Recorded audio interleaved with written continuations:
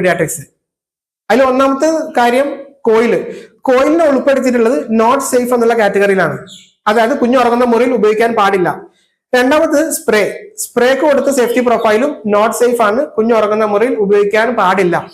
മൂന്നാമത്തെ ഫ്യൂംസ്, ഇതിന് കൊടുത്ത safety profile mostly safe if use with caution. നമ്മൾ ശ്രദ്ധിച്ച് ഉപയോഗിച്ച് കഴിഞ്ഞാൽ സേഫ് ആണ് എന്ന കാറ്റഗറിയിലാണ് ഇതിനെ പെടുത്തിയിട്ടുള്ളത്.